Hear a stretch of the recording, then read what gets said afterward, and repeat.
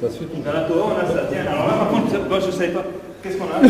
On a effectivement les Sabines. On fait un film de ça. Oui. En fait, c'est on le trouve dans les juges, qu'effectivement, l'histoire de la la concubine, effectivement, c'est à la fin des juges, le dernier où il s'agit d'un Lévi qui a pris une concubine, d'accord? Et puis vers la fin, effectivement, il s'ensuit en fait, puisqu'en fait, ils se sont arrêtés près de Yerushalayim, à un moment donné, il a ramené son épouse, enfin sa concubine, et en fait, il a été hébergé, enfin, pour ceux qui connaissent cet épisode-là, il a été hébergé chez des gens qui ont fait des gens de Yerushalayim, et en fait, pendant la nuit, exactement le même scénario que le scénario qui s'est passé avec Lot et les anges, qu'on sorte cet homme qu'on le connaisse. D'accord? Exactement le même scénario qu'il y a effectivement dans la Torah, dans le Pentateuch, on a le même scénario dans les juges, et en fait, ils se sont contentés quand même de la femme, qui a la concubine, qui a été retrouvée morte le matin, enfin, qui est complètement morte le matin, et donc dans les juges, ça continue en disant que après le Lévi l'emmène chez elle, l'emmène chez lui, il la découpe en 12, et il envoie à chaque chef de tribu pour que les gens voient ce qui s'est passé à Jérusalem. Et à Jérusalem, on le sait, c'est le Shetar, effectivement, oui, bon, disons que en fait, ça appartient à Binyamin, c'est effectivement le domaine de Binyamin, c'est de Benjamin. Et donc, en fait, toutes les tribus se sont réunies contre Benjamin. Et en fait, il s'en est suivi une guerre entre toutes les autres tribus et la tribu de Benjamin. Et en fait, ça s'est achevé par l'anéantissement pratiquement de tout le monde, Benjamin. Et toutes les tribus se sont engagées à ne pas donner leur femme à la tribu de Benjamin. Il s'en suivit qu'il restait quelques centaines, moins d'un millier de Benjaminites, de Binyaminites, qui sont retrouvés sans femme. Et effectivement, ils ont entendu la période des vendanges, etc., où les femmes sortaient souvent pour prendre leur femme. Et ça, il venait comme nous, il est chouravé, c'est-à-dire il est brené, quoi. Il est brené, ils ont fait. Ça a été avec l'accord des autres tribus pour pas qu'ils soient décidés. Oui, parce qu'ils avaient vu, non, c'était un vœu. C'est carrément que personne ne donnera de femmes aux Benjamin. Bon, ça c'est vrai que c'est un exemple que j'avais oublié. Moi, j'identifie plutôt votre exemple d'enlever la fille pour se marier à ce qui s'est passé secrètement, ce qu'on dit entre les lignes dans la Torah, avec Ésaü et Léa. Et là, c'est là où ils vont rencontrer, parce que ça, c'est pas connu, vraiment, c'est pas très connu dans la Torah. Pour moi, Siméon n'est pas le fils de Yaakov, naturel, il est le fils de Ésaü. Il n'est pas un bâtard, il est un enfant légitime, et il fait partie intégrante d'Israël, mais il est le fils d'Ésaü, et c'est très très complexe, vraiment c'est quelque chose d'extrêmement complexe à comprendre. C'est-à-dire c'est comme si vous préfériez, c'est la graine d'Ésaü en nous qui va tout faire pour rejeter les voies d'Ésaü et adopter les voies de Jacob. Et c'est très très important et c'est très très puissant. Bon, je vais m'arrêter là pour l'instant. Donc là, les coutumes, on a la mariée. Voilà. Donc maintenant, avec ce qu'on a ici, je peux commencer à réfléchir, je peux commencer à me dire, bon, les gitans, c'est peut-être des juifs, effectivement, parce qu'on a quand même pas mal de points en commun, mais ça ne suffit pas pour prouver que ce sont des gens qui descendent de chez nous. Alors maintenant, si je mets ça de côté, et je vais vous montrer que, en fait, la tribu de Siméon, quand on analyse qui est Siméon dans la Torah, on voit que ça colle exactement avec qui vous êtes. Et à tous les niveaux. La première des choses, il faut prouver que Siméon, pour moi, Siméon, vous savez qu'il n'est pas béni. C'est-à-dire Moïse et Jacob ne le bénissent pas. Et là, par contre, on ne sait pas pourquoi. Personne ne sait pourquoi. On ne le dit pas, on le cache, mais il y a une raison. Siméon, on sait aussi que c'est l'enfant de Léa qui, à l'époque où elle enfante, elle dit « je suis détestée ». Donc chez nous, il y a un comment on appelle ça, qui est en français, un élément qui parle de la femme qui est haïe. Quand un homme prend deux femmes, il y en a une qui est haïe et une qui est aimée. Ce sont les deux extrêmes de la famille. Chez nous, la femme qui a été aimée, c'est Rachel, et celle qui a été, à cette époque-là, détestée, c'était Léa. Et Siméon, qui est le fils de la détestée, entre guillemets, il est tout le temps aux antipodes de Joseph, qui lui est le fils de celle qui est aimée. Et c'est tout le temps Siméon qui va tout le temps faire tout pour lutter contre Joseph. C'est Siméon lui-même qui va faire en sorte d'attraper Joseph et de lui enlever ses vêtements, de le jeter dans le trou et de le vendre. C'est lui qui commence tout ça. Et Siméon, c'est tout le temps celui qui va faire des problèmes, dans l'histoire des filles de Midian, c'est Siméon. Dans l'histoire des eaux de Mériba, je ne sais pas si vous connaissez l'histoire des eaux de Mériba, où Moïse frappe du bâton, etc.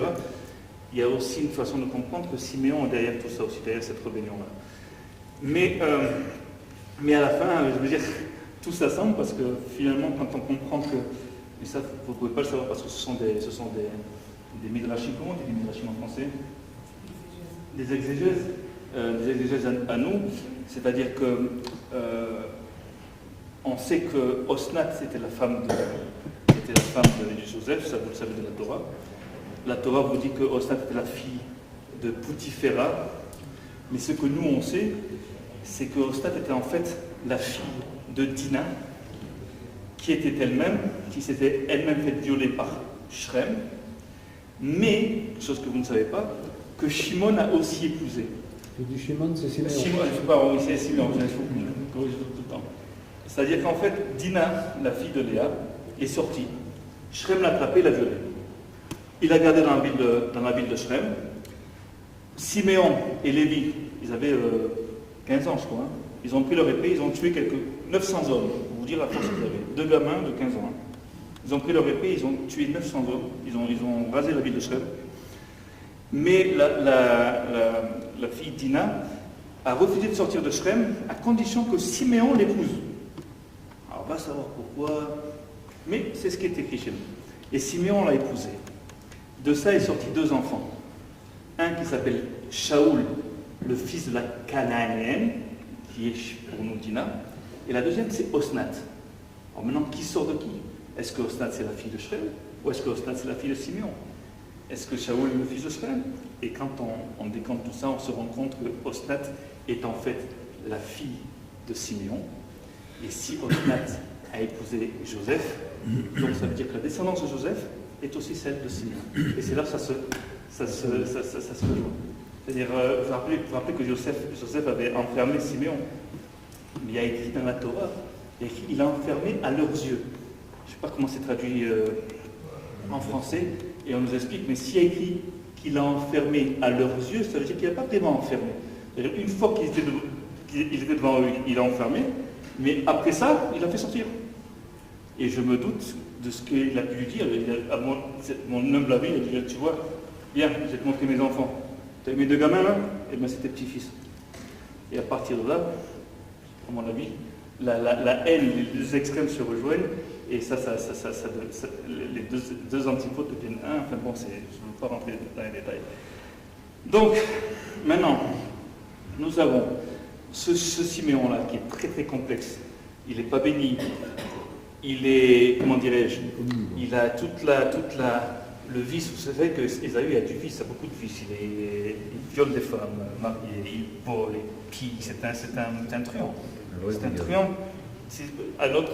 On sait que c'est un truand. Mais par contre, c'est un génie. Dans le mal, c'est un génie. Donc, quelque part, on retrouve tout ce caractère de Ésaü en Siméon. Et par contre, tout notre travail, c'est de justement transformer ça, toute cette force-là, de la transformer au service du bien et non plus au service du mal. Et c'est ce que, à mon avis, ce que, à mon avis, Siméon représente. Et c'est pour ça que Siméon, dans la Torah, s'il n'est pas béni, qu'il n'a pas d'héritage, il a malgré tout un héritage au sein de Juda. C'est Juda qui donne un héritage. Ça veut dire qu'en fait, Juda, si c'est la tribu de la royauté, quelque part, il a aussi un héritage spirituel, non pas seulement matériel, et donc un très grand rôle à jouer au sein du peuple d'Israël et en vue de l'établissement de la royauté si tu veux, d'Israël. Donc, ce que j'ai à vous dire, c'est ça. Je vais maintenant aller aux conclusions. Pour moi, les Tziganes sont les descendants de Siméon, descendants également de Joseph et de Ménaché, plus particulièrement de Siméon. Ils ont un rôle extrêmement important à jouer en Israël. Je ne parle pas de l'État d'Israël uniquement, je parle du peuple d'Israël. Ils ont un rôle central. Ils sont considérés, ils sont appelés des Juifs dans la Megillat Esther. Vous connaissez comment ça s'appelle, le livre d'Esther. Au tout début du livre d'Esther, il y a Aman qui parle au roi Assuérus. Et Aman, il dit en hébreu, quand il parle des Juifs, des Yehoudim en hébreu, des Judéens, il commence par ces mots-là, il dit Yeshno. Yeshno, Am. Il dit, nous avons un peuple disséminé parmi les autres peuples. Mais la subtilité ici de l'hébreu, c'est qu'ici, vous avez un amalgame de Siméon, Shimon. C'est-à-dire qu'en fait, parce que c'est de l'hébreu, c'est-à-dire que là, en fin de compte, il parle de nous. Il parle de Siméon et de Juda. C'est-à-dire en fait, ici d'emblée, il parle d'un peuple qui est disséminé, comme les Gitans. Qui c'est qui est disséminé dans toutes les nations? Le plus clairement, c'est les Gitans et les Juifs. D'accord? Et là, non seulement il nous indique que Siméon fait partie des Juifs, entre guillemets, mais aussi dans le texte de la Megillat Esther, vous allez voir que le mot Yehudim, qui veut dire juif, s'écrit avec deux yud, c'est-à-dire c'est une faute d'orthographe. Au lieu d'être Yehudim avec un seul yud, c'est écrit avec deux yud. Comme si vous écriviez le mot juif avec deux i. Un faute d'orthographe. Ça veut dire qu'il y a une dualité. Ça veut dire qu'en fait, les juifs, il y en a deux types.